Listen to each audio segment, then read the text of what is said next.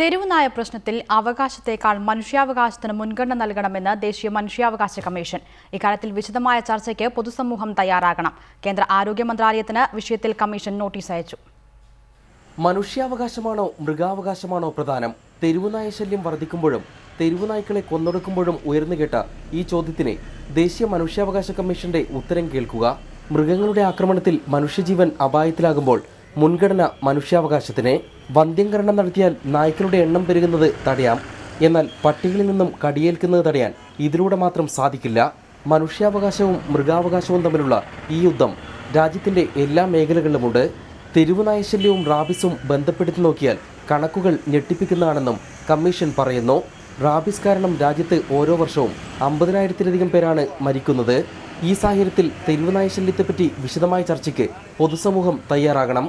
ദില്ലിയിലെ തെരുവുനായ ശല്യത്തെപ്പറ്റി 4 ആഴ്ചക്കകം റിപ്പോർട്ട് നൽകണമെന്നാവശ്യപ്പെട്ട് കേന്ദ്ര ആരോഗ്യ മന്ത്രാലയത്തിനും ദില്ലി സർക്കാരിനും കമ്മീഷൻ നോട്ടീസ് അയച്ചു. ദില്ലി ജാമിയ നഗറിൽ അടുത്തിടെ 5 വയസ്സുള്ള കുട്ടി തെരുവുനായ്ക്കളുടെ ആക്രമണത്തിൽ കൊല്ലപ്പെട്ടിരുന്നു.